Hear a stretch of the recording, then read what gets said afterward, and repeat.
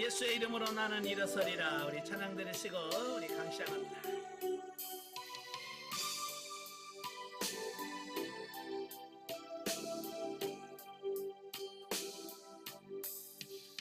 예수의 이름으로 나는 일어서리라.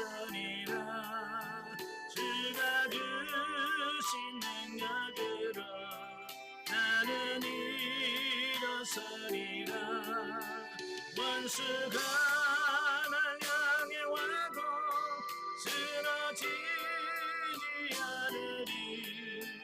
주가 주신 능력으로 주가 주신 능력으로 주가 주신 능력으로 일어서리. 예수의 이름으로 나는 일어서리라. 주가 주신 능력으로 나는 일어서리라. 원수가 날 향해 와도 쓰러지지 않으리. 주가 주신 능력으로 주가 주신 능력으로 주가 주신 능력으로 일어서리. 아멘. 기도하겠습니다. 은혜로우신 아버지, 은혜와 사랑을 진심으로 감사합니다. 오늘도 우리를 사랑하셔서 귀한 시간을 허락하시고 에베소의 말씀을 같이 나누며 영성을 연할 수 있도록 은혜 주셔서 감사합니다. 오늘도 말씀을 할 때 그 말씀들이 살아있는 말씀이요 생명의 말씀이 될 수 있도록 성령님 도와주옵소서. 시종을 주님께 맡겨오며 예수님의 이름으로 감사하며 기도합나이다. 아멘. 예, 이 시간에는 우리 교재 270페이지입니다. 에베소서 서론적 이해를 보도록 하겠습니다. 예, 270페이지 1 제목, 헬라의 원전의 제목을 보면 프로스 에페시우스라고 이렇게 되어 있는데요. 그 말은 에베소인들에게 라고 제목이 붙여져 있어요. 그래서 이 편지를 받는 지명, 받는 도시의 이름을 따서 붙여졌다라고 이렇게 보면 되겠어요. 자, 그런데 19세기 이후 현대 비평학자들이 이 부분에 대해서 강력한 반박을 하고 있어요. 그 이유는 뭐냐면 1장 1절에서 에베소에 있는 이라는 말이 가장 오래되고 권위 있는 시내산 사본 또 바티칸 사본에서는 이 말이 안 나온다는 거예요.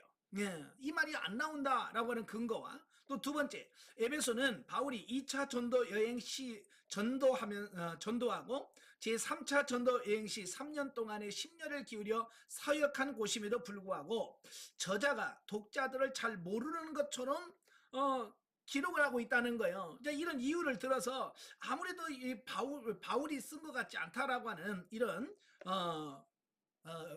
반대 의견을 피고 있습니다만은 그때 당시에 성경은요 에베소에만 보내는 편지가 아니라 회람서신이라는 회람이라는 것은 이 교회에서 읽고 옆에 있는 교회로 또 옮겨서 서로 돌아가면서 읽는 이런 서신이라는 뜻이에요. 그래서 굳이 여기서 에베소라고 하는 에베소에 있는 이란 말이 빠졌다 할지라도 그렇다고 해서 그게 제목과 관계없다라고 주장할 수는 없다라고 하는 거예요.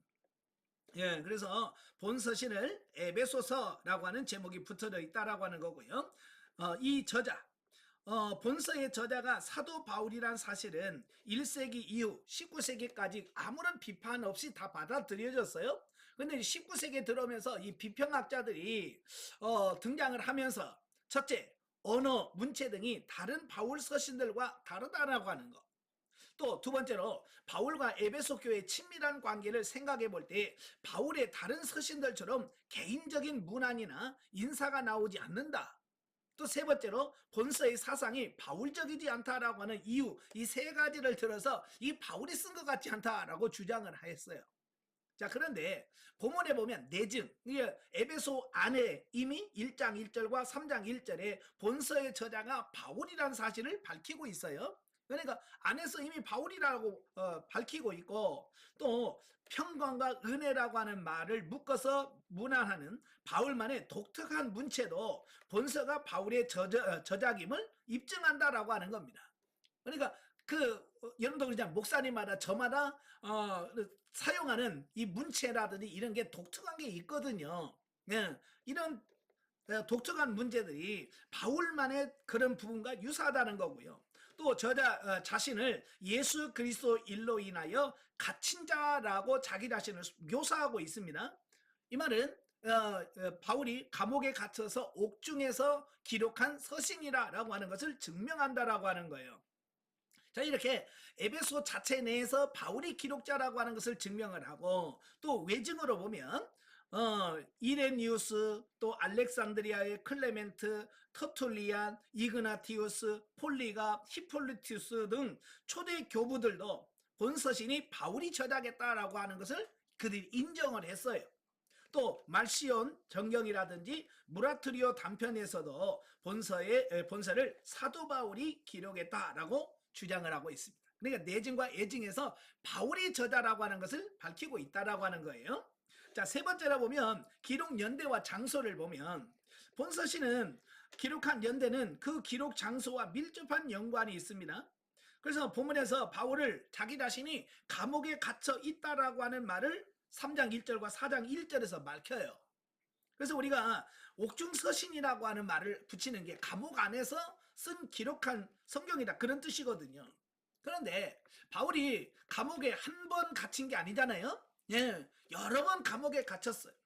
뭐 빌립보 감옥에도 갇혔습니다만은 빌립보 감은 하룻밤 자고 나온 거기 때문에 하룻밤 사이에 에베소를 기록했다라고는 볼 수는 없고, 아직 그때는 에베소 교회가 세워지도 않은 상태예요.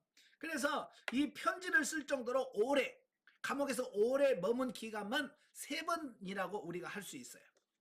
첫째는 그가 3차 전도행을 마무리하고 예루살렘으로 갔다가 붙잡혀서 가이사랴에서 약 2년 동안 옥살이하고 있을 때요. 예, 그때 또 그 로마에서 1차 감옥 투옥 기간, 예, 바로 이때 있고요. 또 2차로 로마 감옥에 갇힌, 바로 그때가 기록했을 것이다 라고 이렇게 3번 기회가 있었다라고 하는 거예요.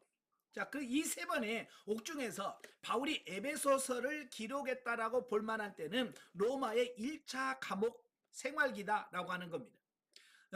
이때 그는 비록 갇혀 있기는 하지만 자유롭게 사람들을 만나고 또 저작 활동을 할 수 있는, 그런 상황이었다라고 하는 거예요. 그래서 1차 감옥 때는 어찌 보면 감옥이라고 하기보다는 가택연금이라고 보는 것이 훨씬 더 낫습니다. 그러니까 셋집에서 머물면서 그 집 밖으로 나가지 못하지만 그를 찾아오는 사람은 누구나 다 만나고 그들에게 자유롭게 대화할 수 있는 이런 자유를 허락한 곳이 바로 1차 감옥이었거든요. 자, 그리고 바울이 이 로마 감옥 중에서 여러 사람을 만났는데요. 그 만난 사람 중에서 빌레몬의 노예였다가 도망쳤던 그 오네시모도 바울을 만나서 그가 개종을 하게 되고 하나님을 믿게 되죠. 그래서 바울은 그 오네시모를 그 주인이었던 빌레몬에게 돌려보내기 위해서 빌레몬서를 기록합니다. 또 그와 함께 빌레몬이 몸담고 있었던 그 골로새에다가 보낼 골로새서를 기록해서 보냅니다. 그리고 제2, 3차 전도 여행 시에 자신이 심혈을 기울여 목회한 에베소 교회와 인근 교회를 위해서도 본서를 기록하여 두기고라고 하는 그 제자편에 골로새서는 골로새 교회, 그리고 본서는 에베소 교회에 보냈다라고 보는 겁니다. 그래서 에베소서는 골로새서나 빌레몬서와 같이 바울의 1차 감옥 생활 중이던 AD 61년에서 62년경에 기록되었다라고 보는 것이 옳다라는 겁니다. 자, 기록 동기와 배경을 보면 사도 바울이 에베소서를 집필하게 된 직접적인 동기에 대해서는 본서에 보면 어떤 언급도 나와 있지 않아요. 자, 이로 볼 때 바울은 본서를 기록함에 있어서 본서의 수신자인 에베소 교회나 그 인근 소아시아 교회들이 당시에 직면하고 있었던 어떤 구체적인 현안들의 문제를 해결하기 위해서라기보다는 당시 대부분 초대교회들이 직면하고 있었던 여러 상황들을 염두에 두고 이런 상황들을 수신 지역 교회들이 능동적으로 대처할 수 있기 위한 원리적 교훈들을 체계적으로 주고자 하는 목적을 가지고 본서를 기록했다라고 보는 겁니다. 예. 그러니까 골로새라든지 이런 교회, 갈라디아 교회라든지 이런 부분들은 그 교회마다 문제들이 다 있었어요. 이단들의 문제라든지 또 갈라디아 교회는 사도 바울의 어떤 사도권에 대한 부정이라든지 이런 문제들이 있어요. 그래서 그런 문제들을 해결하기 위한 목적으로 그 서신을 기록하지만 에베소에는 아직 에베소의 구체적인 문제라 뭐 이단 문제라 이게 아직 발생하지 않았어요. 그래서 발생하지 않은 그 교회에다가 예방 차원에서 예방 차원에서 기록한 서신이다라고 본다라는 거예요. 즉 당시 초대교회는요 대내적으로는 구속사가 구약 시대에서 신약 시대로 갓 이전되어진 시대예요. 그러니까 구약과 신약의 상관관계 및 또 재반 관련 요소들의 관계, 또 율법과 복음의 관계, 또 유대인과 이방인의 관계들이 신학적으로 아직 정립이 안 되어진 이런 과도기적 상황이다라고 이렇게 보면 되겠어요. 그러니까 구약 시대에서 신약 시대로 막 넘어가는 어떤 그런 과도기였다는 거예요. 그러니까 많이 혼란스러울 수밖에 없는 거예요. 예수를 믿어도 이게 구약을 어떻게 봐야 되는 거야? 신약은 어떻게 봐야 되는 거야? 제사는 드려야 되는 거야? 말아야 되는 거야? 뭐 할례 받아야 돼? 말아야 돼? 이런 복잡한 그런 시대 상황이 있더라는 거예요. 또 뿐만 아니라 교회가 폭발적으로 성장해서 유대인과 이방인 출신 성도가 함께 어울려 교회 공동체라는 새로운 틀 안에서 생활함으로 인해서 유대인과 이방인 간의 많은 갈등을 겪게 되었으며 교회의 질서 유지와 성도 간의 일치와 화합의 문제가 심각하게 대두되어지고 있다라고 하는 거예요. 그러니까 초대교회는 유대인도 있고 이방인도 같이 섞여 있어요. 이 이방인과 유대인은 꼭 물과 기름과 같은 존재예요. 이게 섞어놓으면 섞이질 않아요. 유대인과 이 이방인들은 이 사고 가치관이나 이 체질이 다르니까 이들이 섞이질 않아요. 항상 그래서 이방인과 유대인이 모이면 문제가 발생하는 거예요. 그래서 이런 문제들을 보면서 사도 바울이 어떻게 그런 문제들을 풀어갈 것이냐라고 하는 부분에 대해서 고민하면서 성경을 기록했다라고 하는 거예요. 자, 그리고 대외적으로는 교회 양대 이단 문제. 교회 안에 이제 이단들이 막 들어와서 교회를 혼란스럽게 만들고 있는 그 시대거든요. 양대 이단들이 누구예요? 첫째는 뭐냐? 유대주의적 율법주의자들. 유대인들이 기독교로 개종했지만 여전히 그의 사고와 가치관은 유대교적인 그 가치관에 매여 있어서 예수도 믿어야 되지만 율법도 지켜야 되고 할례를 받아야 구원받는다라고 주장하는 이런 유대주의적 율법주의자들이 있었고, 또 하나는 그 헬라 철학의 영향을 받은 영지주의자들, 영지주의자들이 교회에 발생함으로써 자기들만이 신의 계시를 받고 자기들만 신을 아는 영의 지식을 갖고 자기들만 구원받는다라고 하는 어떤 이런 부분, 또 영과 육을 구분하면서 하는 이런 복잡한 문제들이 발생하게 돼요. 그래서 교회의 존립 자체가 위협받고 있는 위기적 상황에 처해 있었다라고 하는 거예요.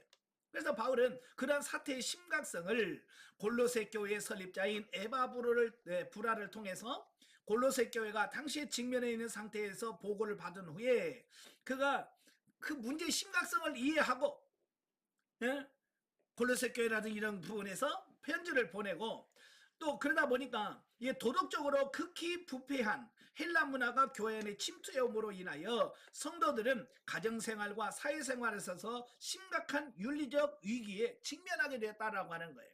그러니까 하나님 말씀의 진리 안에 탁 들어서야 되는데 이단의 잘못된 교훈들을 받아들이니까 이들이 점점점 도덕적으로도 타락해지더라는 거예요.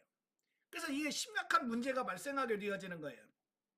이는 소아시아 지역의 중심 도시로서 상업과 교통이 활발했으며 아데미 여신을 숭배하는 등의 온갖 이방 종교들이 득세하고 있었던 에베소의 경우에 더욱 심각한 문제가 아닐 수가 없었다라고 하는 거예요. 그러니까 아직 에베소 교회에서는 이게 문제가 되진 않지만 가능성이 그만큼 너무한 거예요. 왜? 항구 도시이죠. 거기에 아데미 신전이 있죠. 막 하다 보니까 예, 쉽게 영향을 받을 수밖에 없었다고 하는 거예요. 특별히 에베소 교회는 바울에게 있어서는 잊지 못할 장소이기도 합니다. 왜냐하면 바울이 1차 전도 여행과 2차 전도 여행 때 원래는 이 아시아에서 복음을 전하려고 시도를 했지만 성령께서 허락하지 않았잖아요. 그래서 그가 마게도냐, 지금의 유럽으로 건너가서 빌립보 교회, 데살로니가 교회, 베레아 교회, 고린도 교회를 세웠잖아요. 그리고 예루살렘으로 귀환하다가 잠시 에베소에 들렸는데 복음이 막 전파되어지는 거예요. 그들이 말씀을 받아들이는 거예요. 몇 년 전까지만 해도 그들은 복음을 받아들일 준비가 안 됐었는데 불과 2, 3년 사이에 그들의 마음이 열려가지고 복음을 받아들이게 되어지는 거예요. 예. 그런데 그가 예루살렘으로 가야 될 것이 계획되어 있었기 때문에 그들에게 약속을 하잖아요. 예? 하나님 허락하시면 내가 다시 찾아와서 너에게 복음을 전하겠다라고 합니다. 그래서 그가 예루살렘에 들렸다가 3차 전도 여행을 떠날 때에 제일 먼저 들렸던 것이 에베소예요.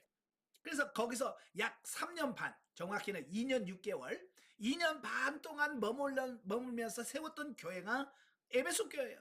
근데 그 교회도 그냥 쉽게 세운 것이 아니라 그가 뭐라고 그래? 내가 눈물과 정성을 들여서 내가 이 교회를 세웠다라고 간증할 만큼 정말 애정을 깃들인, 어쩌면 바울의 목회 사역에 있어서 진짜 목회다운 사역을 했던 교회를 찾으라고 한다면 에베소 교회가 2년 반, 그 다음에 고린도 교회가 1년 6개월, 네.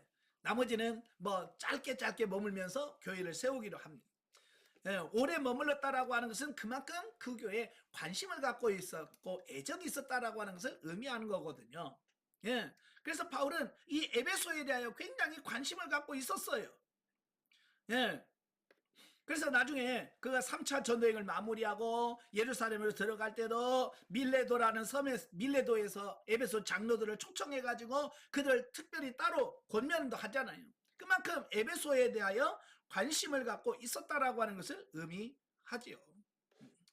그래서 바울은 본서를 통해서 먼저 에베소 교회를 비롯한 인근 소아시아 교회들에게 올바른 교회관을 심어주기 위한 일련의 신학적 원리적 교훈들, 즉 교회의 근원이 무엇이며 또 교회를 설립하신 하나님의 목적이 무엇이고 교회의 본질이 무엇인가 라고 하는 것을 기록해서 보냄으로써 교회 안에서 유대인이든 이방인이든 불문하고 모든 성도들이 일치하고 화합해야 할 필연적인 이유를 제시해주고 있다라고 하는 겁니다. 그래서 에베소서는 신학적으로 교회론을 말씀하고 있는 책입니다. 네. 그래서 에베소는 교회에 대해서, 교회론에 대해서 말씀을 하고 있어요. 그리고 그에 근거하여 성도들 간의 일치와 화합, 또 성도의 가정생활과 성도들의 거룩한 백성으로서의 성결한 삶과 영적 성숙을 위한 신앙적 무장에 관한 일련적 실천적 교훈들을 구체적으로 제시해주고 있습니다.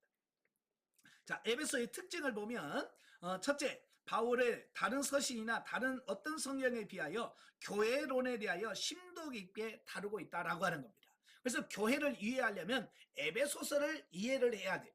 그래야 교회가 어떻게 세워졌으며 교회의 본질이 무엇인지 이걸 정확하게 알 수가 있어요. 두 번째로 바울의 그 특정적인 용어인 그리스도 안에 엔크리스토라고 하는 말이 다른 서신에 비해서 굉장히 많이 들어요. 바울의 독특한 언어 중에 하나가 그리스도 안에라는 말을 쓰는데 이 에베소서라고 하는 이 6장 안에 35번이나 나옵니다. 예. 그러니까 이 교회론을 말할 때 가장 많이 쓰는 용어가 뭐예요? 그리스도 안에라고 하는 말이 제일 중요하다는 얘기예요. 그러니까 교회를 말할 때 우리는 건물을 자꾸 생각을 하잖아요. 그죠? 어디가 교회? 그 교회 갈 때 우리는 뭘 생각합니까? 예, 건물로서의 교회를 생각하잖아요. 그런데 에베소에서 말하는 이 에클레시아, 교회라고 하는 말은 건물을 말하는 게 아니라 하나님의 구원받은 성도들의 무리, 사람들의 모임, 이걸 교회라, 에클레시아라고 말한다 그 말이에요. 예. 오늘 우리가 가지고 있는 교회관에 대한 조금 바꿔야 될, 수정해야 될 필요성이 있다라고 하는 거예요. 세 번째로 몸, 성전, 신부, 병사 등 여러 가지 비유를 사용하여 이상적인 교회상을 제시해주고 있다라고 하는 겁니다. 그러니까 예수님도 많은 비유를 통해서, 심지어는 비유가 아니면 말씀은 하지 않으셨잖아요. 그만큼 비유를 통해서 설명했듯이 바울도 교회를 여러 가지 비유를 통해 설명하고 있고요. 네 번째로 바울은 개인적인 문제에 대한 언급이 전혀 나타나고 있지 않다라고 하는 거고요. 다섯 번째, 골로새서와 내용적으로 유사하지만 골로새서에 비하여 교리적으로 다루는 것이 특징이다라는 것을 갖고 있고요. 자, 넘겨서 276페이지 보시면 신학적 이해가 나옵니다. 자, 신학적 이해 1. 에베소서의 그리스도 기독론을 보시면, 자, 본서는 넓게는 교회론을 말씀하고 있고 좁게는 그리스도 안에서의 교회 연합과 일치를 강조하고 있는 서신입니다.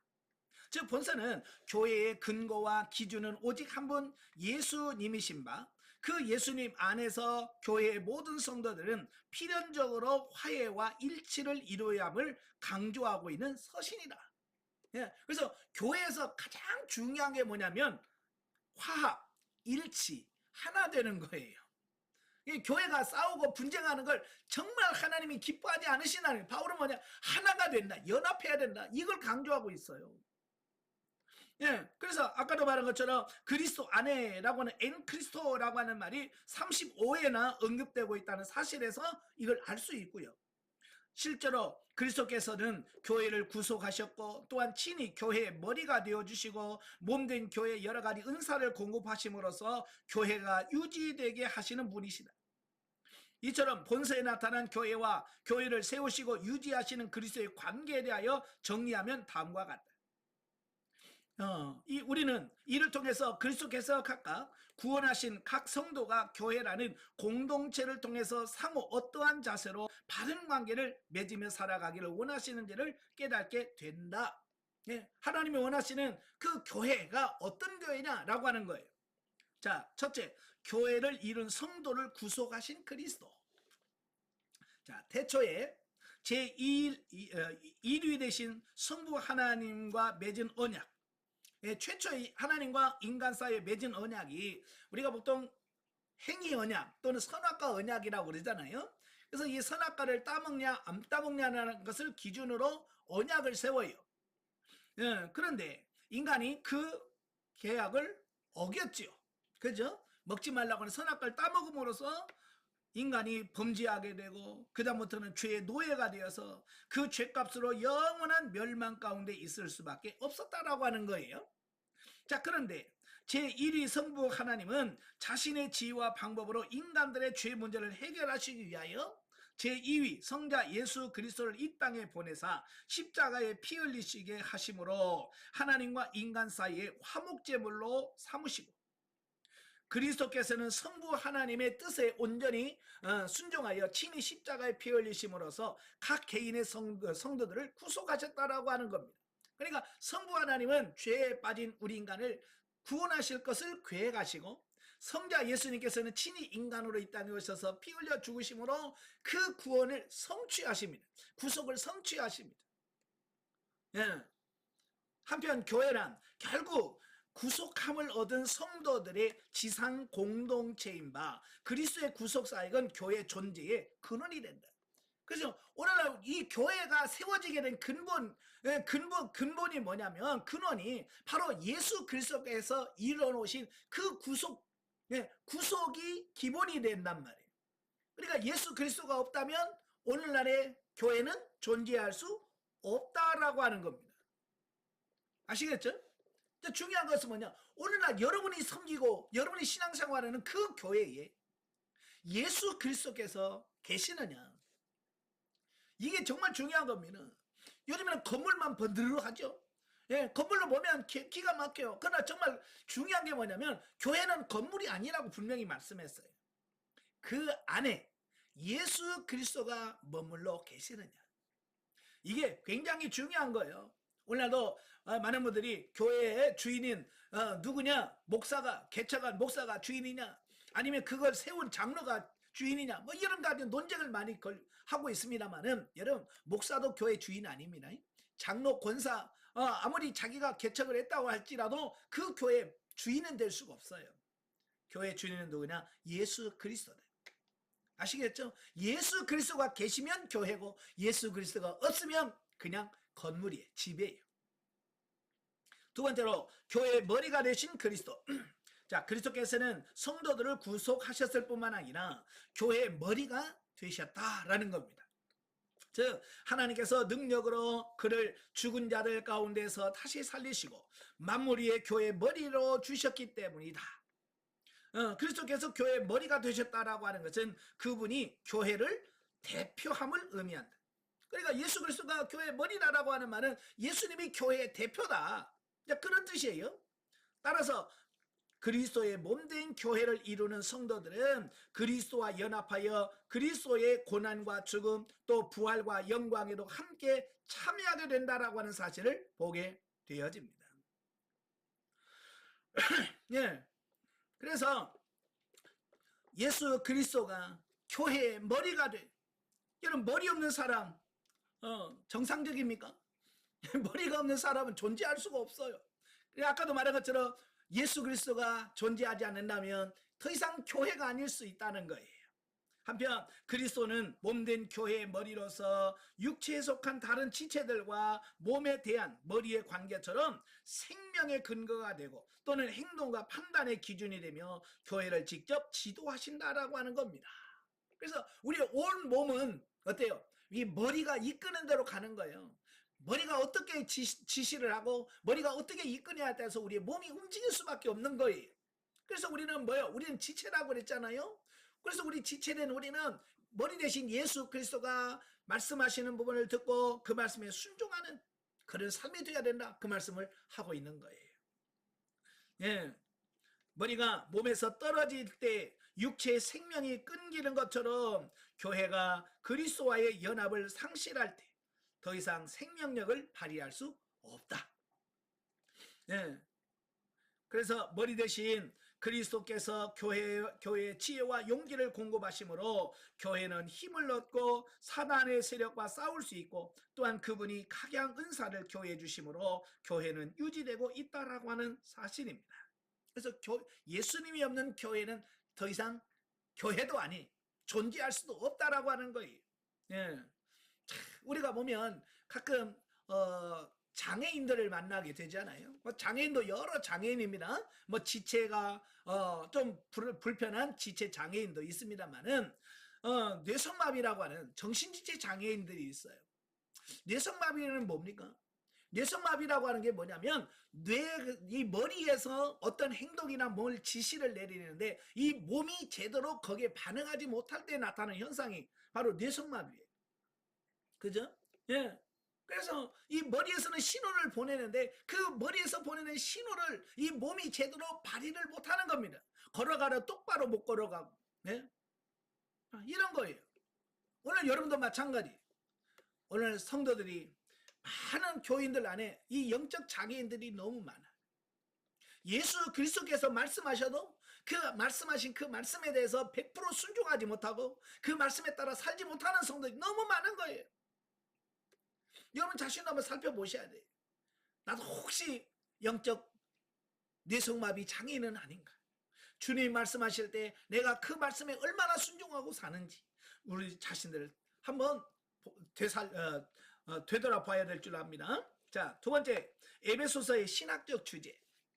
자, 본서신은 그리스도 안에서 교회 일체와 화합 및 성도의 바른 신앙생활이라고 하는 대주제하에 다음과 같은 내용 주제를 늘 포함하고 있어요. 즉 본서신은 인간의 죄를 대속하기 위하여 십자가에서 돌아가시고 부활하신 그리스도를 머리로 섬기는 교회가 세워지게 된 근원과 본질을 설명하고 그리스도 안에서 교회가 일치해야 하며 교회의 구성원이 성결한 삶을 살아야 할 것을 강조하고 있다.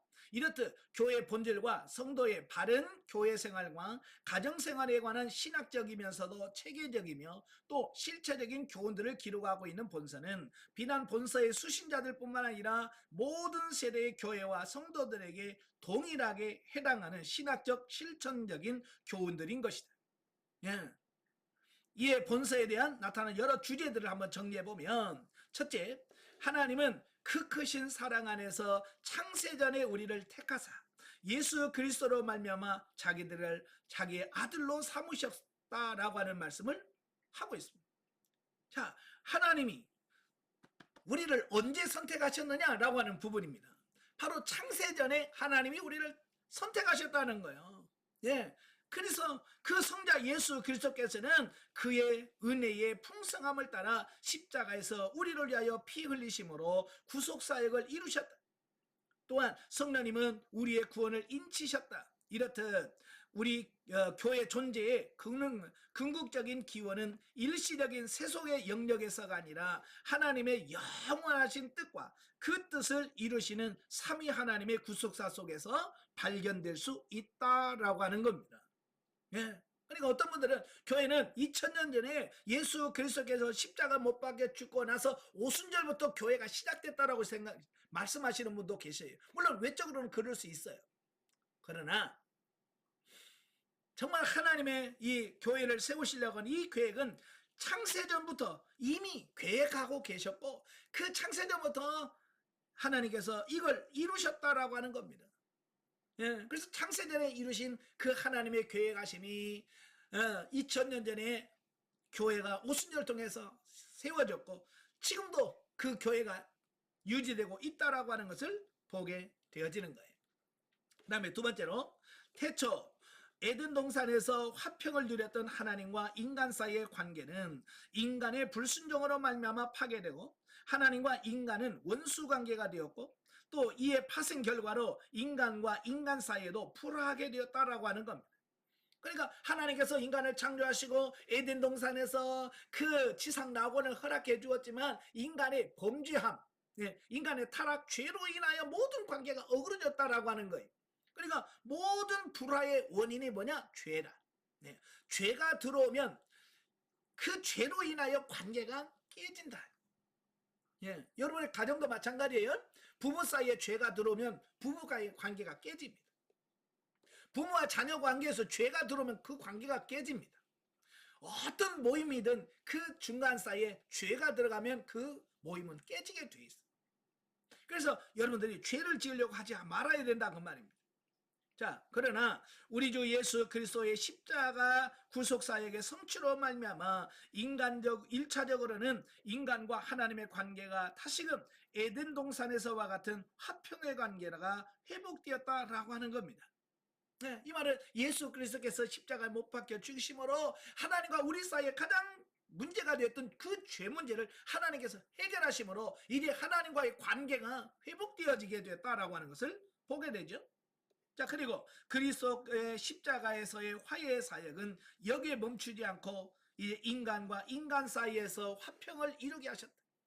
그래서 예수님의 십자가 사건은 하나님과 우리와의 관계를 회복할 뿐만 아니라 인간과 인간 사이의 관계도 회복시키게 됐다 그 말입니다.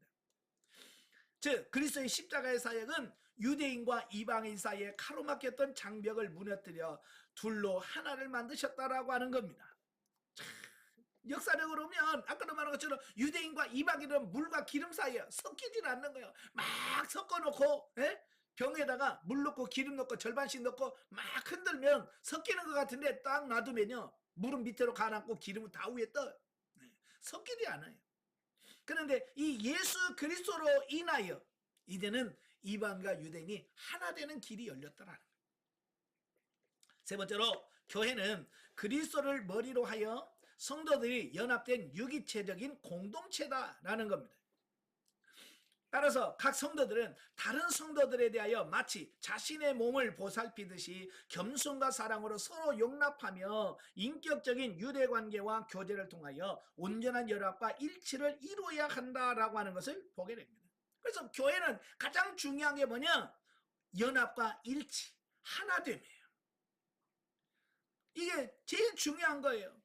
바로 이렇게 하나가 될 때만이 교회 공동체가 온전한 성숙을 도모할 수 있고 또 원수 사단의 세력을 꺾을 수 있는 건강한 공동체가 될 수 있다라고 하는 거예요. 네 번째로 본서의 그리스도인들이 구원받은 후 세상과 전혀 다른 관계 속에서 전혀 다른 방식으로 살아가야 할 것에 대하여 말씀하고 있다. 그것은 소극적으로는 자연인으로서 구원받기 이전의 세상과 육신을 쫓던 옛사람의 생활 방식을 벗어버리고 적극적으로 하나님의 자녀로서 그리스도를 본받아 거룩함과 성령 충만함으로 구별된 삶을 살아야 됨을 말씀해주고 있다라고 하는 겁니다. 예, 우리가 하나님 예수 그리스도를 믿고 구원받은 하나님의 자녀가 되었다면 그 내가 예수 그리스도를 믿고 구원받기 이전의 삶에서 우리가 어떻게 해야 돼요? 벗어나야 되는 거예요. 옛사람에서 벗어나서 이제 그리스도와 함께 새로워지는 이 변화되는 삶을 살아야 되는 것이 이게 기본이다라고 말씀해주고 있습니다. 문제는 뭐냐면 교회를 다니지만 변화가 안 된다는 게, 네, 예수를 믿고 신앙생활 하면서도 변화가 안 된다는 것이 가장 심각한 문제점인 거예요. 이러한 모습에서 교회에서뿐만 아니라 성도의 삶의 모든 영역 속에서 나타내야 돼요. 여러분, 예수 믿는 삶은 직장에 가서도 변화된 삶의 모습을 보여야 되고 가정에서는 물론이고요. 어디를 가서는 마찬가지예요. 정말 예수 믿는 사람다운 삶이 나와야 되는 거예요. 가끔 보면 직장에서 수년 동안 같이 다니면서 그 사람이 교회 다녔다는 사실도 모르는 사람이 많아. 그죠? 나중에 몇 년 지나고 나서 아이고 그분 교회 다니는 사람이야? 몰랐네? 이건 뭐예요? 구별되지 않았다는 얘기예요. 정말 예수 믿는 사람다운 삶을 살지 않았다는 얘기거든요. 그건 진짜 믿는 게 아닌 거예요. 진짜 어디를 내놔도 예수 믿는 사람다운 삶이 여러분 가운데 나오셔야 돼요. 아멘. 예. 자, 다섯 번째, 이 세상의 공중권세 잡은 자인 사단은 기회만 있으면 하나님의 일을 방해하고 성도들을 실족해 하며 하나님과의 관계를 끊으려 한다. 따라서 성도들은 하나님의 능력을 힘입어서 마귀를 퇴적해야 된다라고 하는 겁니다. 예, 하나님만 이 땅에 존재하는 것이 아니라 하나님의 일을 방해하는 사단의 세력도 분명히 존재하고 있습니다. 예, 우리는 이걸 너무 의식해도 안 돼. 그렇다고 너무 무시해도 안 돼요. 이걸 적당한 긴장 관계에서 그걸 정확하게 이해하는 것이 필요한 거예요. 예, 아시겠죠? 그래서 우리가 영적으로 깨어 있어야만 이런 부분에서 우리가 승리할 수 있다라고 하는 거예요. 예, 특별히 성도들이 하나님의 일을 온전히 감당하고 마귀들의 공격으로부터 자신을 보호하기 위해서는 하나님의 전신갑주로 무장해야 된다라고 말씀해주고 있습니다. 그래서 영적으로 무장을 잘하고 있으면 사단과 아무 관계가 없어. 문제가 안 돼. 그러나 우리가 영적으로 무장하고 있지 않으면 그 사단이 우리를 공격해서 우리를 무너뜨릴 거예요. 그래서 여러분들이 항상 깨어서 영적으로 무장하는 여러분 되시길 바랍니다. 자, 넘겨서 3. 에베소서와 현대 성도. 자, 성도들의 구원을 위한 삼위 하나님의 섭리와 교회 일치, 부름받은 성도의 세상에서 구별된 삶에 대하여 교훈하고 있는 본서는 당시 에베소 교회와 주변의 소아시아 교회들뿐만 아니라 현대를 살고 있는 성도들에게도 중요한 교훈을 주고 있다라고 하는 겁니다. 첫째로 예수 그리스도는 십자가에서 피 흘리심으로 하나님과 인간 사이에 막힌 죄의 담을 헐어버리시는 화해의 사역을 하셨을 뿐만 아니라 인간과 인간 사이의 불화와 갈등의 대표적인 상징이라고 할 수 있는 유대인과 이방인 사이의 중간에 막힌 담을 헐어버리시고 둘로 하나를 만드시는 화해의 사역을 하심으로써 본질상 그리스도 안에서 교회와 연합과 일치를 이루게 하셨다라고 하는 겁니다. 예, 계속해서 말씀하는 게 뭐예요? 교회는 일치, 연합, 하나됨을 강조하고 있어요. 어느 분이 저한테 와서 물어요. 목사님, 우리나라 교단이 몇 개예요? 갑자기 우리나라의 교단이 몇 개예요? 저도 잘 몰라요. 진짜 교단이 얼마나 많은지 이거 어떻게 알 수가 없어요. 저도 목사인데도 몰라요. 뭐 큰 교단은 합동, 통합, 고신, 그다음에 감리교, 침례교, 이 기장, 이 정도죠. 기장, 예장, 이 정도인데 이 또 합동에서도 보수 합동, 합동 보수, 개혁, 하여간 얼마나 많은지요. 이 숫자를 세어할 수가 없어. 근데 그걸 보면서 너무 부끄럽지 않냐. 하나님은 하나된, 예, 그래도 합동, 통합, 이것도 갈라지는 것도 하나님 기뻐하지 않을 터인데, 거기서 또 갈라지고, 또 갈라지고, 또 갈라지고, 또 갈라져서, 예? 너무 부끄러운 거예요.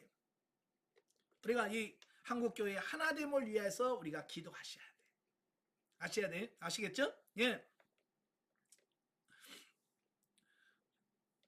자, 이는 여러 가지 이유들로 인하여 교회의 본질을 망각하고 극심하게 분열된 현대 교회들에게 커다란 도전이 될 수 있다라고 하는 거예요.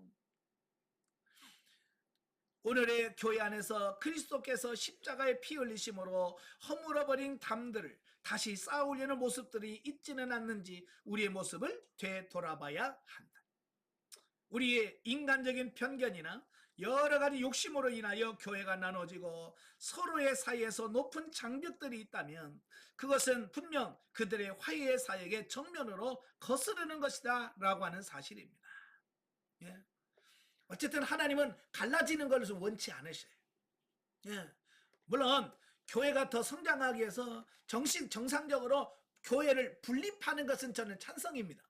예. 한 교회가 막 대형 교회에서 몇십만 명 하는 것보다는 그래도 몇백 명씩 아니면 1000명씩 해서 교회가 분립해서 서로 독립적으로 운영되는 이 부분은 저는 장려하고 싶어요. 그러나 대부분의 교회가 왜 나눠집니까? 싸우고 대립해서 니파 내파 나뉘어가지고 이게 하나가 되니까 결국은 갈라서자 그래서 나눠지잖아요. 이건 하나님의 뜻이 아니라는 사실이에요. 아시겠죠? 예. 그러나 교회 일체라는 명분으로 불의의 타협이 있어서는 안 된다. 우리는 이것들을 경계하며 나눠짐을 막고 힘써 하나됨을 지켜야 할 것이다 라고 하는 겁니다. 예, 그래서 우리는 진리 안에서 하나가 되어야 됩니다. 예, 요즘에 WCC처럼 모든 종교는 하나 된다. 뭐 불교도 와라, 뭐도 이건 절대로 하나님의 뜻이 아닙니다. 예, 진리 안에서 하나님의 말씀 안에서 하나됨을 강조하는 거예요. 예. 두 번째로 부르심을 입은 성도는 그 부르심에 합당한 삶을 살아야 하는데 그것은 곧 세상 속에서의 구별된 삶을 말하는 것이다. 그러나 이것은 세상과의 단절을 의미하는 것이 아니라 세상의 한복판에서 살지만 그리스도 안에 있는 자로 살아감을 말한다. 그렇죠? 우리가 세상 밖에 살 수는 없잖아요. 그죠? 우리는 세상 안에서 불신자와 신자 사이에 그 안에서 같이 섞여 살 수밖에 없는 것이 오늘 우리의 현실이에요. 그러나 그렇게 섞여 살고 있지만 그 삶 속에서 구별되어진 믿는 자로서 하나님의 백성으로서의 구분되어진 삶이 중요하다라는 사실. 만약에 세상을 떠나 산다고 한다면 우리는 지금 세상에 살면 안 돼요. 산속이나 광야나 이런 데 속에 들어가지고 아무도 없는 데 가서 그래 살아야 돼. 근데 성경 그 어느 곳에도 그렇게 살으라고 하신 말씀이 없어요. 너희는 세상의 빛이요 너희는 세상의 소금이라고 그랬지. 너희는 산속의 빛이요 산속의 소금이라고 말씀하고 있지 않아요. 아시겠죠? 그래서 여러분의 삶의 현장 바로 거기서 빛된 삶을 사는 여러분들이 되셔야 돼요. 또한 이것은 우리의 삶의 모든 영역, 즉 가정과 직장 생활 속에서 그리스도의 뜻을 따라 살아가는 것을 말한다. 현대 사회는 다양하고 복잡한 구조를 가지고 있기 때문에 신앙생활이 어느 영역에서만 국한될 수 없다. 그러므로 본서 4장에서 6장까지 나타나는 각 영역 속에서의 부르심을 받은 자들이 보여야 할 모습은 현대인들의 또한 따라해야 할 중요한 교훈들이다. 그러니까 이게 무슨 말이냐면 오늘날도 신앙생활라고 말하면 항상 뭐만 생각하냐면 교회 안에서만의 생활을 신앙생활이라고 우리는 좁힌단 말이에요. 근데 에베소도 그렇고 빌립보도 그렇고 골로새서도 그렇고 다 말하는 거예요. 이 신앙생활이라는 것은 물론 교회 안에서의 생활도 포함되지만 가정생활도 신앙생활입니다. 네, 가정생활도 신앙생활이고요. 그 다음에 직장생활도 신앙생활이고 또 국가 안에서의 삶도 신앙생활이에요. 다 이걸 말씀해 주고 있어요. 그러니까 너무 우리는 한국교회 성도들은 교회 안에서만의 어떤 신앙생활이란 이 너무 좁은 틀에서만 생각을 해요. 예, 그러니까 세상에 빛이 안 돼요. 성경에서 원하는 것은 모든 영역에서 이달 본문 2에서 다시 이건 구체로 또 설명을 할 거예요. 자, 넘겨서 282페이지 주시면 구속사적 이해가 나옵니다.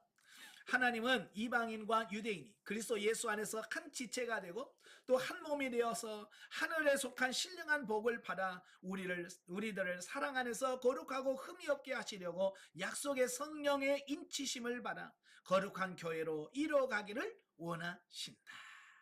아멘. 더 나아가 본문에서는 성도가 그리스도의 장성한 분량이 충만한 데까지 성장할 수 있도록 옛사람의 습관을 벗어버리고 모든 인간관계 속에서 서로 복종하고 말씀을 구체적으로 실천할 것과 영적 전쟁의 승리를 위하여 전신갑주를 입어야 함을 말씀하고 있다라고 하는 겁니다. 예. 그래서 이 구속사적 예에서 잘 보면 바울도 역시 이런 삶을 이야기하는, 우리가 변화되어야 된다. 이 변화되어야 된다는 것을 말씀하는데 변화된 삶을 왜 그러면 못 사냐? 하나님은 우리들로 하여금 변화된 삶을 살기를 원하는데 왜 우리가 변화된 삶을 살지 못하느냐? 이 바울은 사장에서 뭐라고 말씀하냐면 너희가 영적으로 성장하지 않았기 때문이다라고 결론을 내려요. 우리도 지금까지 수없이 들어왔잖아요. 영적으로 성장해야 된다. 영적으로 성숙해야 된다. 여러분 영적으로 성장하고 성숙하지 않으면요 그 삶의 변화가 나타나지 않는 거예요. 우리 사람들도 그러잖아요. 어린아이들에게 어른의 삶을 기대할 수가 없어요. 그냥 어린아이는 어린아이로서의 삶을 살 수밖에 없는 거예요. 예, 영적으로도 똑같아요. 영적으로 성장하지 않으면 성숙한 삶이 나올 수가 없다라는 사실이에요. 그래서 저와 여러분들이 영적으로 성장해 가고 성숙해 가는 그런 삶이 되어야 됩니다. 자, 영적에 보죠. 창세전에 예정하신 그 섭리와 역사하심을 입은 우리들은 옛 성품을 죽이고 옷을 입듯이 새로운 성품을 입는 법을 배워야 한다라는 겁니다.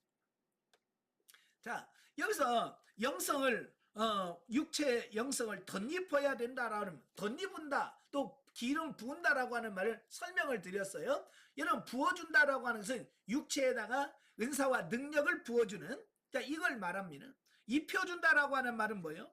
예수 그리스도의 성품이라든지 이런 부분이 내 안에서 이루어져서 영 안에서 우리의 삶이 변화되는 것을 의미합니다.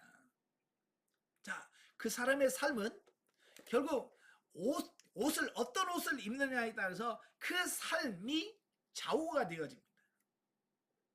자, 평범한 사람도 그가 군대에 들어가서 군복을 입혀놓으면 군인다운 모습이 나와요. 그죠?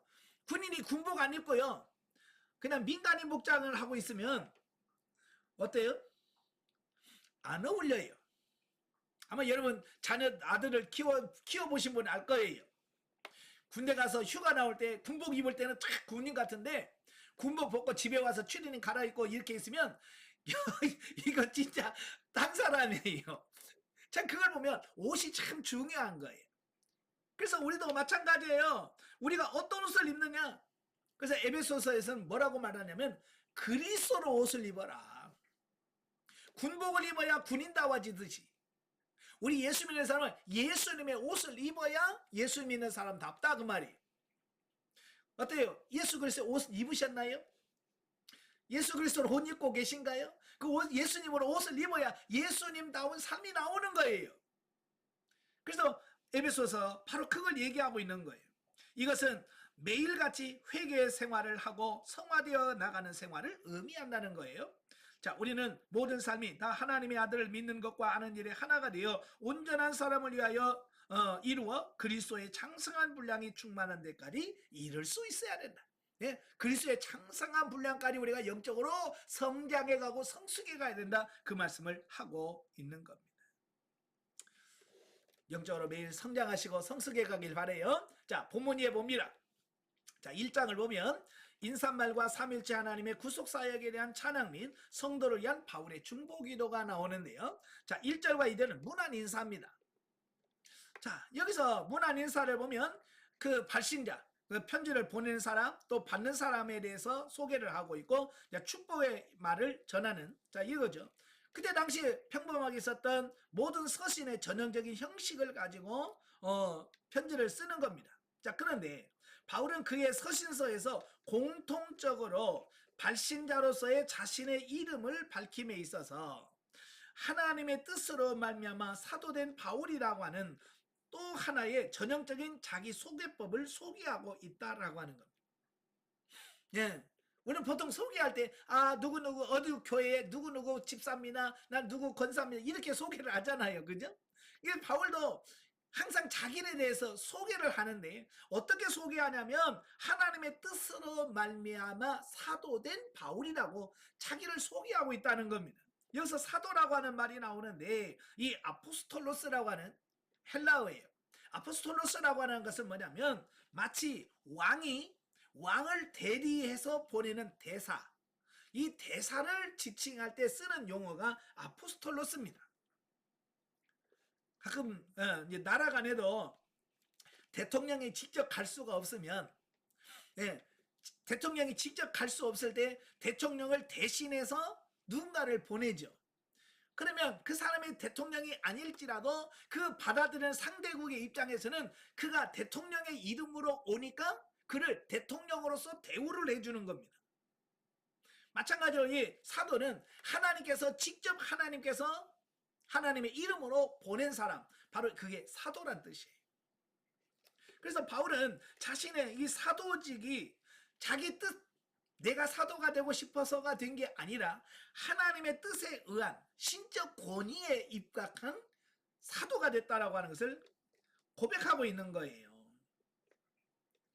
그래서 왜 사도 바울이 자기가 사도라는 것을 강조하냐면, 사도 바울이 사도라고 하는 것이 인식이 되어야 그가 전한 복음, 그가 전한 서신, 모든 것이 뭐냐면 이건 하나님의 말씀이라고 하는 이 권위가 인정되어지는 겁니다.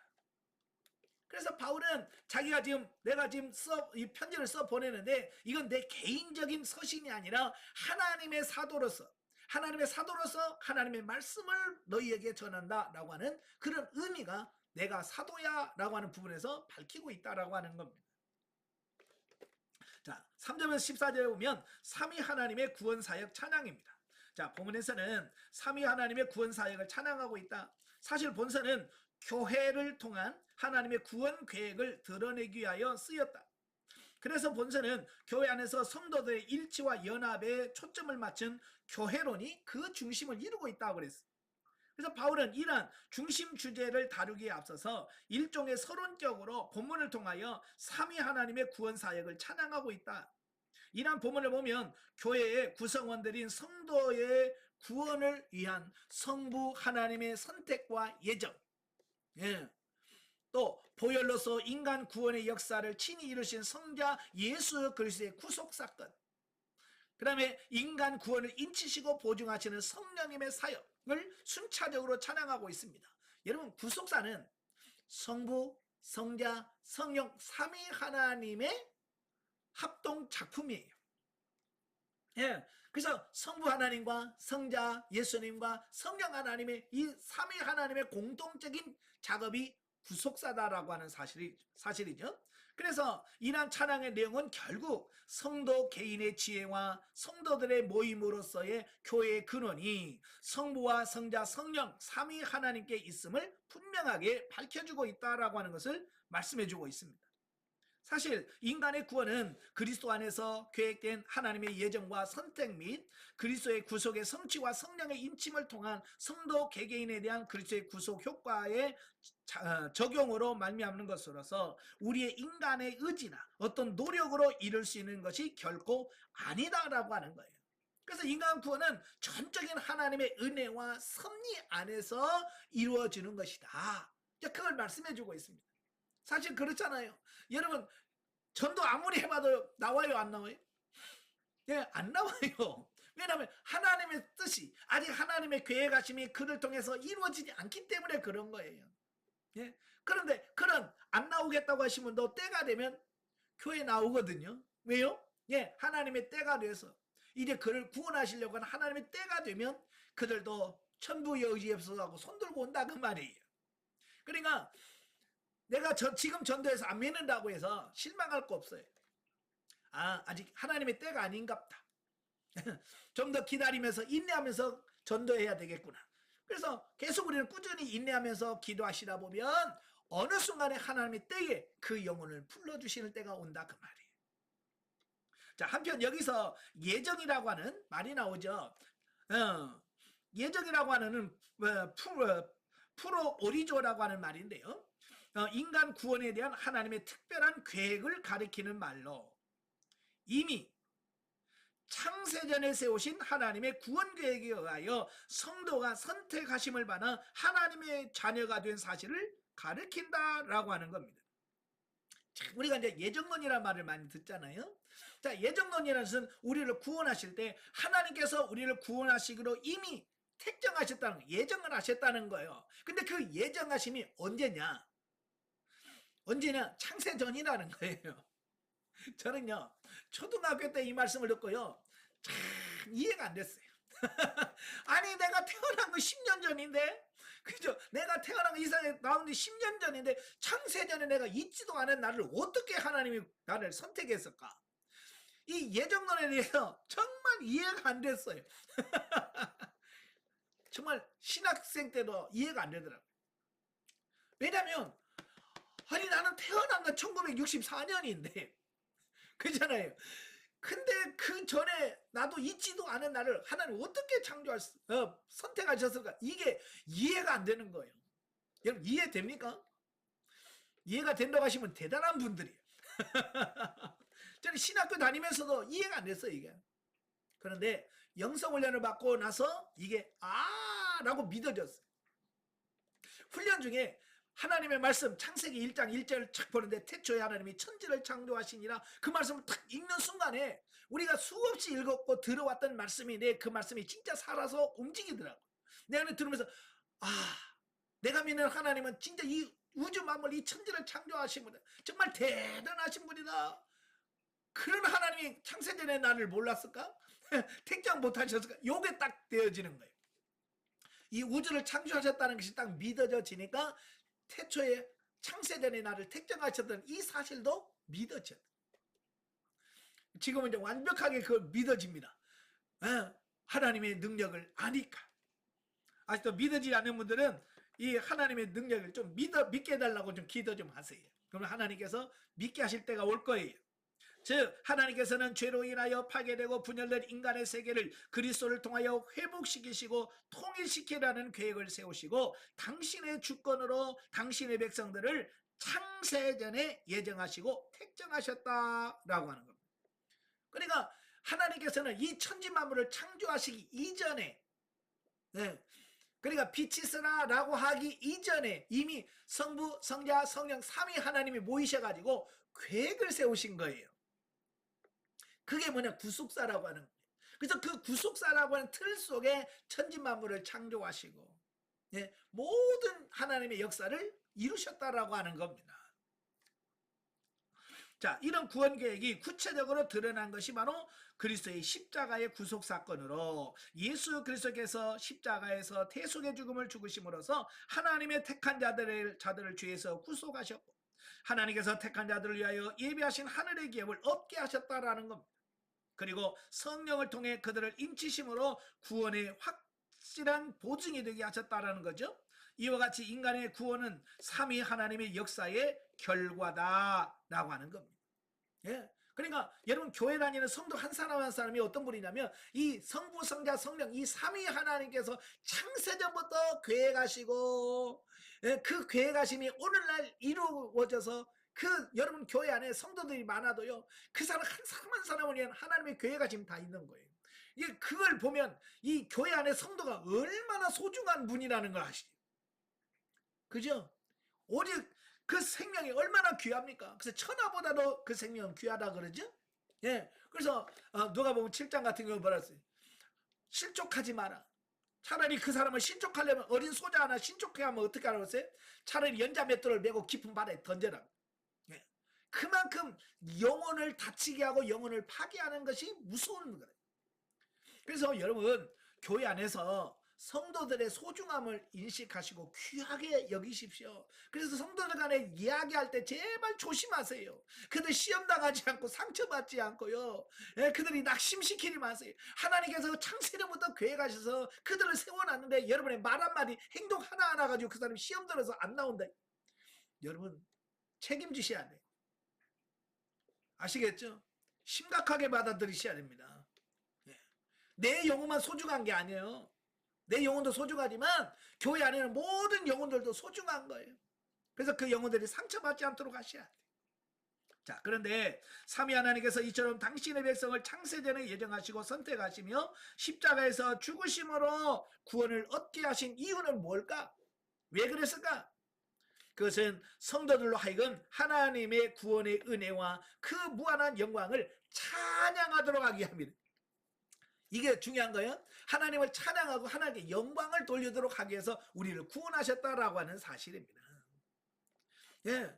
그래서 우리는 하나님이 우리를 부르신 하나님의 구원과 능력을 찬양하기 위함인데, 정말 여러분 얼마나 하나님께 영광을 돌리고 구원에 대해서 감사하며 살고 있습니까?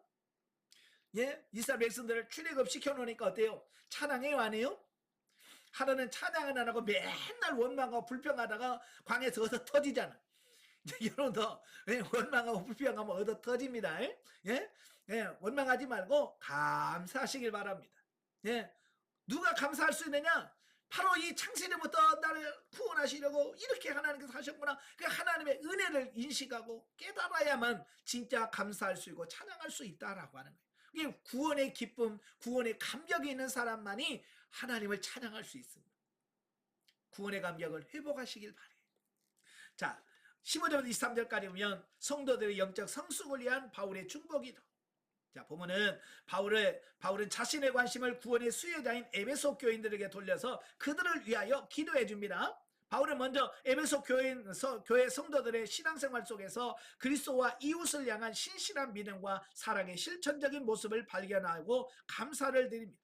그리고 나서 그가 기도 제목을 나누는데, 첫째, 구원자이신 하나님과 또 두 번째, 성도들이 교회의 머리신 그리스도와 연합하여 교회의 지체가 되게 하신 하나님의 뜻과 성도들에게 주어진 축복 약속에 관하여 성도 각자가 영적으로 통찰할 수 있기를 위해서 간구했습니다. 예? 그래서 지혜와 계시의 정신을 주사. 이게 뭐냐면 알게 해달라는 거예요. 하나님의 뜻을 정확하게 이해하고 깨닫게 해달라는 겁니다.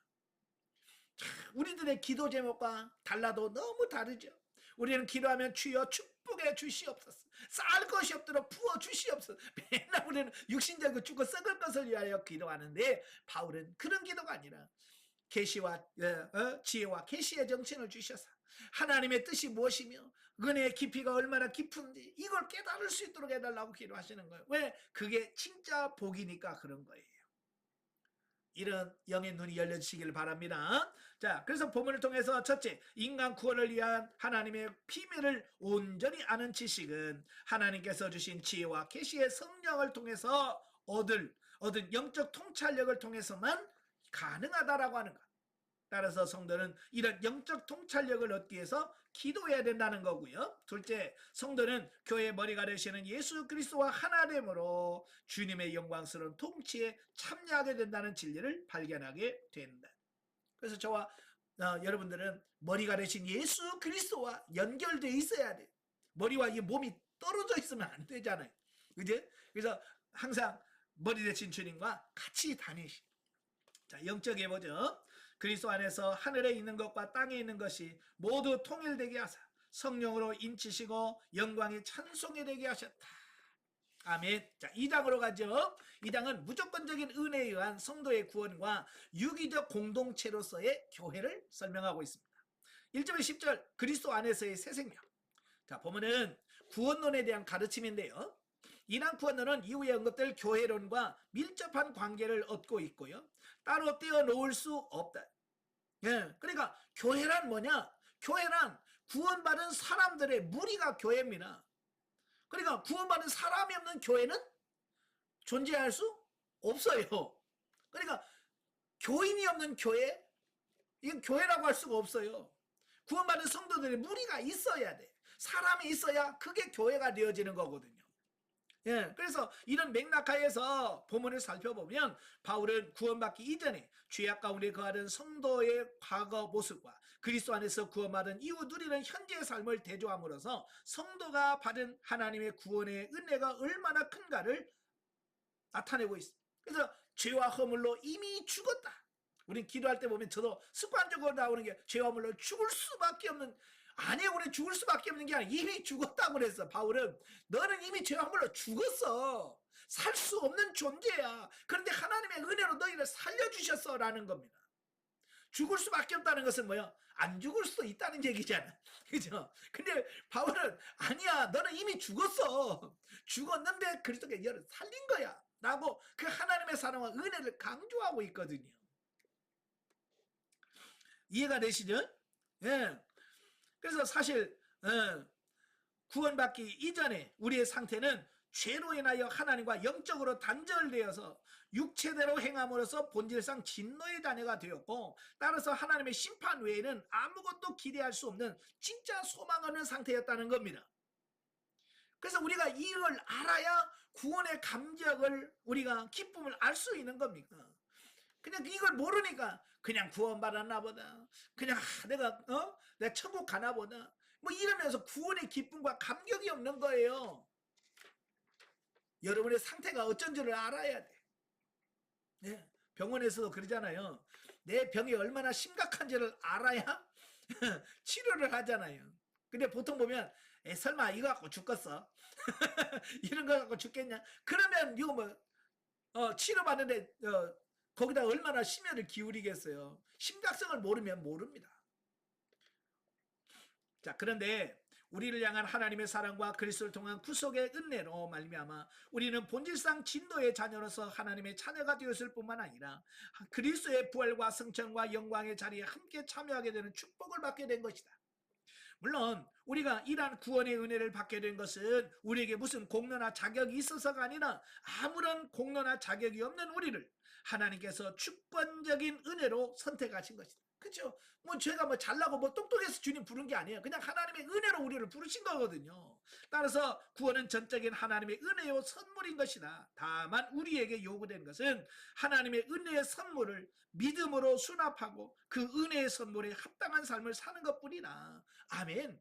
예, 주님께서 이러신 그 구원을 합당하게 우리가 받아들이고 아멘하고 수용하고, 이제는 그 말씀을 통해서 내가 변화되어서 그 하나님의 원하시는 그 삶에 합당하게 살아가는, 이게 중요하다라는 말이죠.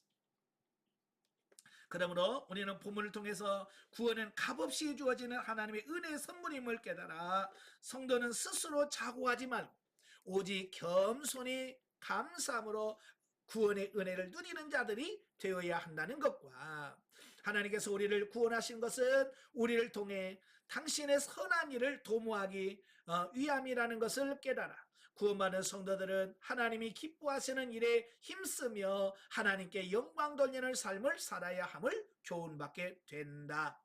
아멘. 예? 오늘도 많은 분들이 마치 자기 힘과 능력으로 구원받은 것처럼 착각하며 사는 사람들이 너무 많아요. 예? 그래서 뭔가 조금만 안 되면 우리는 원망하고 불평한단 말이에요. 우리는 원망하고 불평하는 그런 삶이 되면 안 돼요. 우리 속담에 그런 말 있잖아요. 뭐 물에 빠진 사람 건져놨더니 보따리 내로라고 한다고. 우리가 그러잖아요. 죄와 허물로 죽었던 우리를 구원해서 하늘 천국 갈 수 있는 존재로 만들어줬어. 그럼 우리는 막 하나님 감사합니다 그래야 되는데, 우리는 뭐야? 왜 축복 안 줍니까?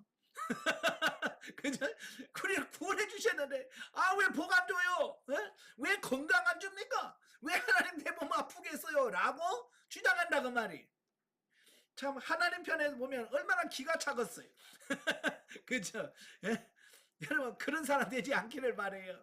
정말 우리는 하나님의 은혜에 감사 하나님께 영광 돌리는 여러분 되셔야 돼요. 아멘. 자, 11절 22절까지면 유기적 공동체로서의 교회. 본문에서 3장 21절까지에서는 본서의 주 관심사라고 할 수 있는 구원받은 자들의 공동체에 관한 문제, 곧 교회론, 교리를 언급하고 있다. 이제 본격적으로 교회론에 대해서 말씀을 합니다.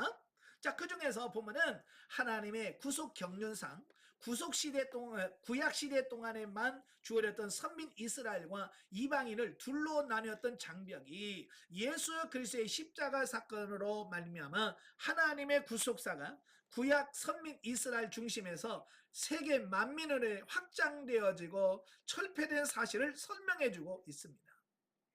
예.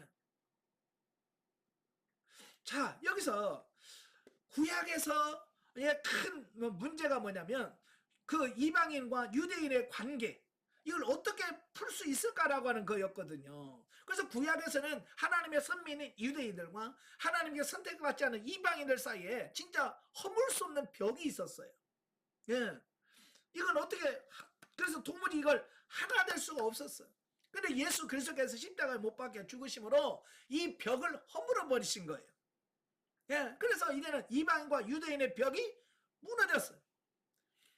여러분, 성막할 때에 그 지성소와 성소 사이에 휘장이 가로막혀 있잖아요. 그죠? 휘장이 쳐졌다는 말은 단절되어졌다라는 의미를 갖고 있어요. 그런데 예수님께서 십자가에 못 박혀 죽으실 때 그의 영혼이 예수님이 다 이뤘다라고 말씀하시고 운명하실 때 뭐 어떻게 됐다고 그랬어요? 성전 안에 휘장이 위에서 아래로 쫙 갈라져서 나눠졌다고 그랬어요. 이건 뭘 말하냐? 이제 하나님과 우리 사이에 막힌 담이 무너졌다, 허물어졌다, 이 새로운 산길이 열렸다, 히브리서 말씀하고 있잖아요. 예, 바로 그걸 의미하고 있는 거예요. 예수 그리스도 안에서 이제 그걸 철폐됐다라고 하는 겁니다. 그래서 이제 그리스도 안에서 유대인과 이방인이 유기적으로 하나 된 우주적 교회를 이루게 된 사실을 소개하고 있다라고 하는 겁니다. 여기서 우주적 교회라는 건 뭐예요? 예?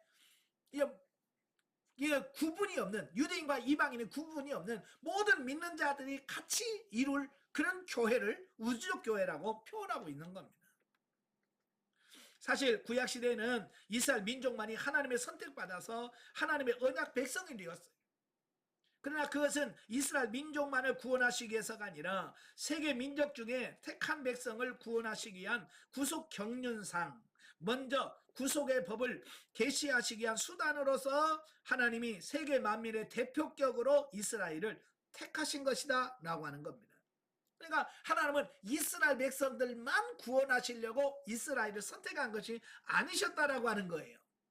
세계 모든 만민을 구원하시기 위한 하나의 과정에서 먼저 이스라엘을 하나님의 백성으로 선택하셨다라고 하는 겁니다. 근데 이스라엘은 착각한 거예요. 자기들만 구원받은 하나님의 백성이라고 하는 이 사실 때. 우리도 그런 착각하면 안 됩니다. 예, 하나님이 여러분만 사랑하셔서 여러분만 구원하신다고 생각하지 마세요. 하나님은 세상을 사랑하세요. 예, 세상에 있는 모든 영혼들을 사랑하십니다. 예, 그래서 그 착각에 빠지시면 안 돼요. 그 이스라엘 사람들처럼 돼요. 따라서 구약시대 동안에는 일시적인 현상으로 이스라엘 민족 외의 민족이나 나라들은 하나님의 구속 역사 속에서 제외된 것처럼 보입니다. 그리고 유대인들도 그런 하나님의 구속 섭리를 이해하지 못하고 자신들의 민족만을 하나님이 구속하신 것으로 착각해서 여타 이방 민족들을 패척했습니다. 그래서 유대인과 이방 사이에는 항상 갈등이 내재되고 있는 거예요. 그런데 예수 그리스도께서 십자가의 희생을 통해 태초 세계 만민중 택한 자들의 구원을 위하여 세우신 구속의 법을 완전히 성취하심으로 말미암아 유대인들도 이방인들도 유대인들과 동등하게 하나님께 나아갈 수 있는 길을 여셨으며 또 모든 민족적, 문화적, 혈통적 편견의 장벽을 제거하여 그리스도 안에서 하나가 되게 하셨다라는 겁니다. 얼마나 대단한, 만약에 여러분 지금 구약시대라면 우리 구원 있습니까? 구원 못 받아요. 이런 예루살렘에 가서 제사를 드려야 되는데 여러분 지금 우리 요즘처럼 뭐 비행기 타고 갈 너무 좋은 시대에도 이스라엘 못 가잖아요. 그죠? 근데 구약시대 그 산 넘고 강 건너서 이스라엘 가려면 얼마나 걸리겠어요? 그거 못 봤죠. 그런데 이제는 예수 그리스도를 통해서 이제 모든 벽을 다 허물어 주셨어. 우주적 교회를 하나님께서 다 열어놓으신 거예요. 그래서 이제는 예루살렘 안 가도 돼요. 성지순례 안 가도 구원받을 지장 없다니까요. 누구든지 예수 그리스도를 믿으면 의롭게 되고 하나님의 자녀가 되고 하나님의 백성이 되어지는 이 은혜를 허락해 주셨다라고 하는 거예요. 이와 같이 하여 그리스도 안에서 하나 된 우주적 교회가 탄생하게 됐다라고 하는 겁니다. 우주적 교회란 뭐예요? 바로 이 유대인과 이방인의 벽이 허물어진, 유대인과 이방인이 하나 되어진, 차별이 없어진 그런 교회를 의미한다라는 겁니다. 그러나 요즘 교회를 보면 교회 안에 보이지 않는 또 이런 벽들이 자꾸 생겨. 그죠? 예. 그래서 끼리끼리라고 하는 게 있잖아요. 그래서 뭐 예를 들어 교회 안에도 서울의 교회가 보면 뭐 어떤 교회는 전라도 사람들만 있고, 어떤 교회는 경상도 사람들만 모이는 교회가 있고, 또 어떤 교회는 연예인들만 모여서 하는 교회가 있고. 이건 뭐냐면 보이지 않는 뭔가 지금 벽이 있는 거예요. 하나님은 그런 교회를 원치 않으시고요, 서로 벽이 없이 하나 되어지는 교회를 원하신다라는 거예요. 자, 그러므로 교회란 눈에 보이는 건물이 아니라 그리스도 안에서 새롭게 지음받은 사람들의 집합체임을 알 수 있다. 자, 이 교회관을 바꾸셔야 됩니다. 교회는 건물이 아니다라는 거예요. 예? 건물은 교회가 아니에요. 바로 그리스도 안에서 새롭게 지음받은, 구원받기로 작정되어진 그 사람들의 모임이 결국 에클레시아, 교회라는 얘기예요. 그래서 구원받은 성도 각 개인은 성도 성령께서 거하시는 하나님의 성전이며, 그 각각의 성전은 또 생명이 아니라 성령입니다. 성령으로 말미암아 유기적으로 연합된 하나님의 성전인 우주적인 교회가 되어지는 것이다 라고 하는 겁니다. 그러니까 작은 의미로 말하면 우리 개개인이 다 성전이에요. 하나님의 거하시는 성전이지만 우주적 교회, 우주적인 성전, 우주적 교회라고 하는 건 뭐냐면 그 개인의 성전들이 모여서 전체 교회를 이루는 걸 의미한다라는 겁니다. 여러분 집을 지을 때 벽돌 하나 딱 세워놓고 요거 집이다? 아니잖아요. 그죠? 벽돌 수백 개, 수천 개가 모이고 쌓이고 격자로 쌓이고, 그래서 어때요? 집이라는 형태를 만들잖아요.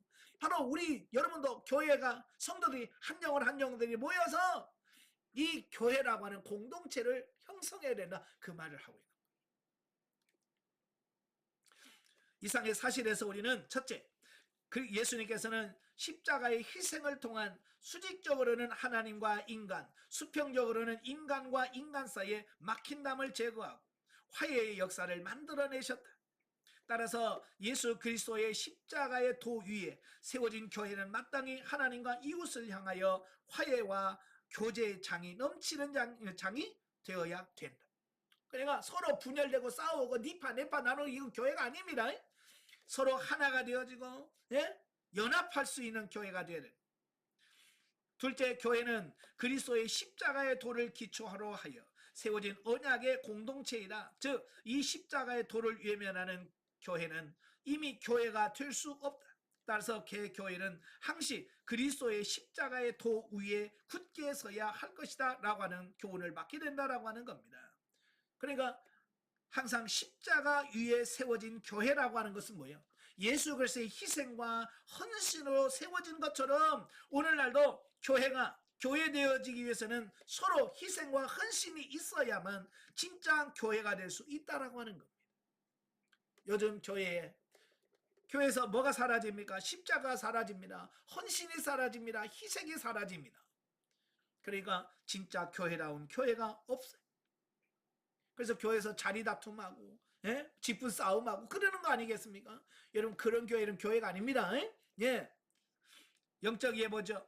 그리스도 안에서 유대인과 이방인이 하나가 되어 그 안에서 서로 연결하여 성령 안에서 하나님의 거하시를 처소가 되기 위하여 성전으로 함께 지어져 가야 한다. 야, 지어졌다 아닙니다. 완성형이 아니라 현재 진행형이에요. 예, 현재 진행형이라고 하는 것은 만들어 가는 과정이라고 말이에요. 그러니까 저도 지금 성전으로 만들어져 지어져 가는 과정이고 여러분도 지어져 가는 과정인 거예요. 예, 마치 다 됐다라고 교만하고 있으면 안 되고 항상 내가 지금 공사 중이다. 예, 나는 지금 만들어가고 있는 과정이라고 하는 것을 인정하시고 날마다 새로워지시고 날마다 온전해지시는 여러분들이 다 되시기를 주님으로 축원합니다. 기도하겠습니다. 은혜로우신 아버지 감사합니다. 오늘도 우리를 사랑하셔서 에베소의 말씀을 같이 상고할 수 있도록 은혜 주셔서 감사합니다. 이 땅에 수많은 하나님의 교회가 많습니다. 그러나 정말 하나님이 차르시는, 하나님이 원하시는 그런 교회가 얼마나 되는지, 우리 성도들이 다니는 그 모든 교회들이 진정한 하나님의 교회가 될 수 있도록 도와주시옵소서.